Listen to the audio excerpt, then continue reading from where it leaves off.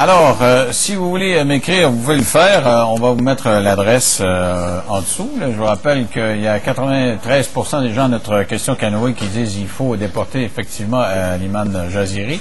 Et avec moi, Imen Derwish, une Québécoise d'origine tunisienne qui a vécu la torture là-bas.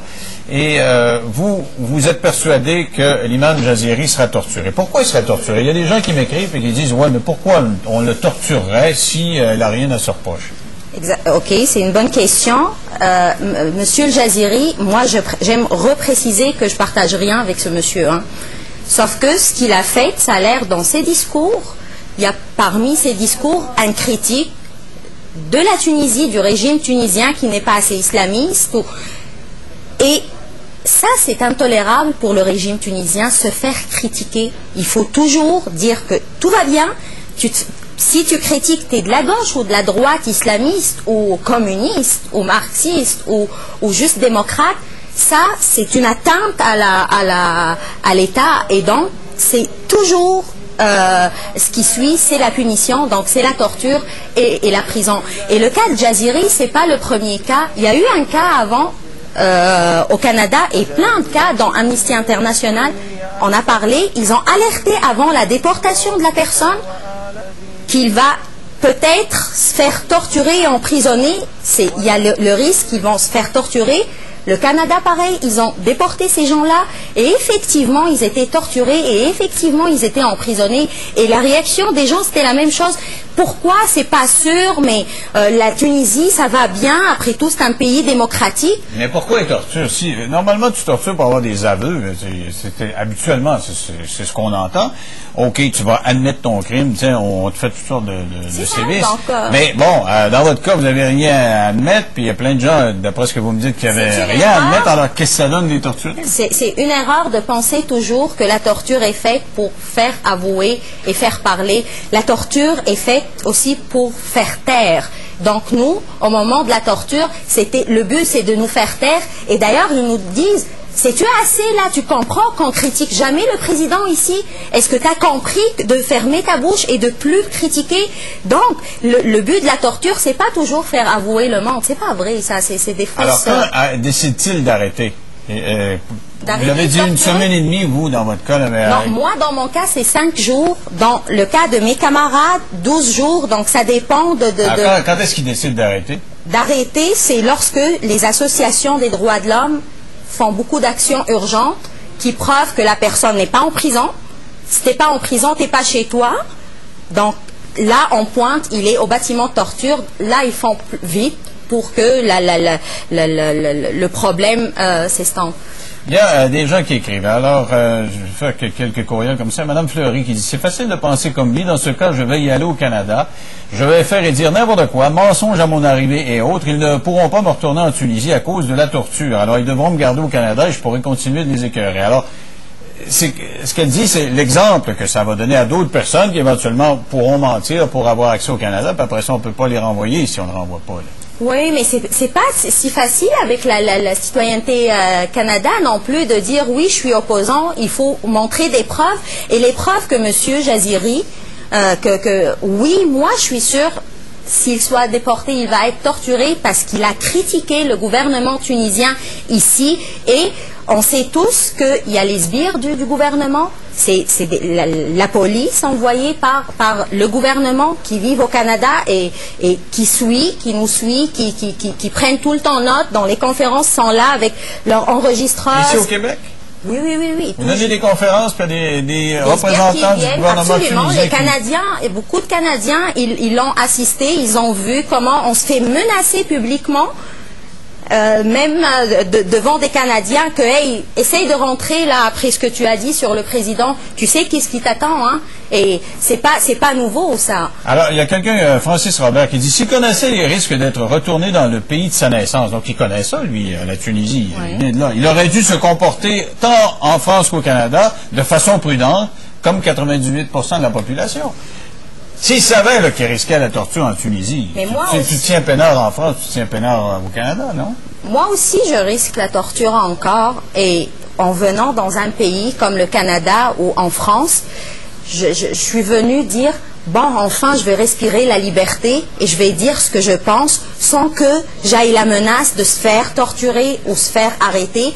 Et même si mes opinions sont différentes de la majorité. Donc, moi, je pense, le cas de M. Jaziri, parce que, oui, il appelle à des projets de société qui sont différents de ce que la majorité, c'est 93% du monde qui disent oui, qu'ils soient renvoyés, peut-être parce que c'est du monde attaché à la laïcité, ils ne veulent plus avoir à entendre du monde qui appelle à des projets réactionnaires. Ce qui est votre cas d'ailleurs, vous êtes oui, c'est ça ce que j'aime aujourd'hui, qu'ils savent que ces gens-là, c'est pas juste les Québécois qui veulent plus des gens réactionnaires, que les Arabes, et on est majoritaire qu'on veut plus du monde qui appelle à des sociétés basées sur la religion. Donc, mais si on les sauve, ces gens-là, là, parce que c'est un argument qui revient dans plusieurs courriels, si on sauve l'imam Jaziri, puis on dit, OK, on l'envoie pas là-bas de peur qu'il soit torturé, on va le laisser progresser, puis on va laisser son idée progresser au Canada. Il y a plein de courriels dans ce sens-là. Alors, vaut mieux l'envoyer là-bas au risque qu'il se fasse torturer plutôt que de faire progresser l'idée intégriste ici. C'est les 3 à 4 courriels dans ce sens. Moi, la chose, j'aime dire, je me sens profondément insultée lorsque j'entends que du monde peuvent dire c'est pas grave d'envoyer quelqu'un à la torture. S'il vous plaît, la torture fait mal. Et moi, je ne demande pas à ce qu'on torture mes tortionnaires parce que c'est trop dur, la torture, ça fait trop mal. On peut pas dire facilement, c'est pas grave là pour se débarrasser de quelqu'un qui fait la propagande d'une idée, quelle qu'elle soit cette idée qui fait pas notre affaire, c'est pas grave si on l'envoie aux griffes de la mort. Moi, je me sens insultée en entendant ça. Monsieur Jaziri, comme extrémiste, comme d'autres extrémistes de toutes sortes de mondes qui sont là, la seule façon de faire taire ce monde, c'est juste le débat public. Ils sont une minorité. Excusez-moi, c'est les médias qui les rendent un peu grands, mais c'est des minorités qui... Et Mme Thibault qui dit jamais il aurait le droit de parler autant qu'au Canada. Il avait qu'à bénéficier de ce droit-là d'une façon intelligente, puis il ne se serait pas fait botter le cul comme ça. C'est bon, je cite. Là. Alors, qu'est-ce que vous répondez? Donc, moi, je trouve c'est tant mieux si le Canada est un pays démocratique où on peut s'exprimer dedans, et même ces gens qui s'expriment, les Québécois pensent que plein de monde les écoute et plein de monde les suit. C'est pas vrai, c'est une minorité. Je suis arabe et je connais ma communauté. C'est pas tout le monde qui les suit, c'est une minorité qui se fait connaître via les médias, mais c'est une minorité avec leurs idées réactionnaires. Nous, on est venus au Québec parce que on aime le modernisme, on aime la laïcité, on veut s'exprimer, on veut la liberté, donc on va pas maintenant se raligner derrière des idées réactionnaires qu'on n'en veut pas, même dans nos pays. Pourquoi les accepter au Canada? Monsieur Girard écrit, est-ce que ça risque pas de stimuler les intégrismes ici si on en fait un martyr et vous-même contribuez à en faire un martyr en disant qu'il ne faut pas l'envoyer là-bas? Jamais de la vie, je ne fais pas de lui un martyr. Moi je dis, c'est pas un martyr pour moi, c'est une personne qui a des idées contre mes idées à moi, que c'est une personne que je trouve que son projet est réactionnaire, et je ne fais pas de lui un martyr. Je dis juste, ce monsieur risque d'avoir la torture dès qu'il arrive en Tunisie parce qu'il a osé critiquer le régime tunisien.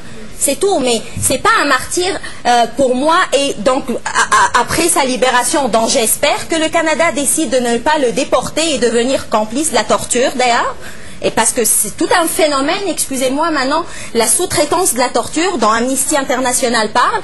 OK, on ne torture pas au Canada, OK, mais on envoie la personne se faire torturer dans son pays parce que là-bas, c'est légitime la torture. Donc moi, ce que j'espère, que ce monsieur, il ne soit pas déporté et que les idées laïques, ça va gagner, ça reste, c'est une minorité ce monsieur, on peut pas, il n'est pas un martyr ni un héros là, c'est juste on dit s'il vous plaît, la torture fait mal, s'il vous plaît, jamais vous serez complice, soyez pas complice de la torture de ce monsieur en disant on a marre de ses propos parce que on va chaque jour rencontrer du monde qui nous casse les oreilles par leurs propos. C'est pas une raison de les envoyer dans l'enfer. Dernier commentaire pour conclure, Madame Venn qui écrit: il est stupide de recevoir un martyr tunisien dans le but qu'on change de verdict et qu'on le garde ici au Québec. Ce sera de votre faute. si le gouvernement change son jugement et que Saïd Jaziri continue de nous emmerder. Madame Venn qui écrit. Alors, voilà. Vous avez contribué au débat. Moi, je trouvais ça intéressant d'avoir un son de cloche différent, surtout venant d'une ennemie politique du gars.